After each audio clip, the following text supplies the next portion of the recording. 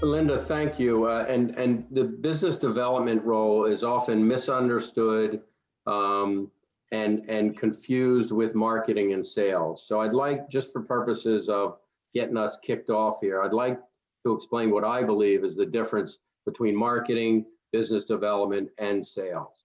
And let's consider pre-COVID days when you or your firm was going to put on an event at the Center Club. You mentioned, you were talking before we came on about events at the Center Club. So if your firm was going to put on an event at the Center Club, the role of marketing would be to plan the event, secure the venue, figure out a theme if there is a theme, order the food and the beverages, music if there's going to be background music, design the invitations, handle the registration from those invitations, etc. Sort of dress up the event.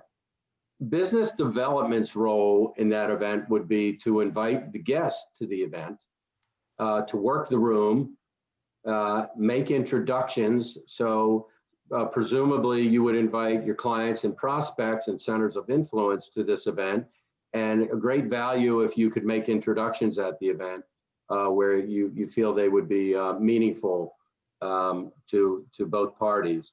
So you're acting as a host.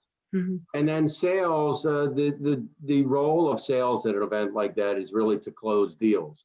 Whether you close them at that event or not is up for grabs, but that would be the sales role there. If you have salespeople, they would be able to close deals at that event.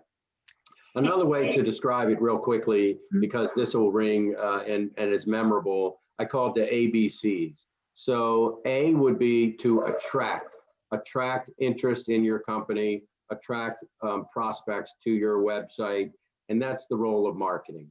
The B would be to build. So that's the role of business development, is to build or to cultivate relationships with clients, prospects, and centers of influence. And then obviously the C is close. And again, that's the job of sales. In professional services specifically, I find people with a different title. Their title would be marketing and business development. And in those situations, generally speaking, I would say 95% of the role is actually marketing and only 5% is business development. So I've been to events where there are other marketing and business development professionals from accounting firms or law firms, and they're busy putting the skirt on the table and putting the pens and the giveaways out on the table and lining them up real nicely, and getting the mugs or beer mugs or whatever it is they're giving away, and I'm spending time talking to people and building relationships, cultivating relationships, introducing people. So I see that as a vast difference. I would say those are important things. And if anybody ever has questions about my role and how to hire a good business development manager, experience to look for, skills, et cetera, I'd be happy to connect with them.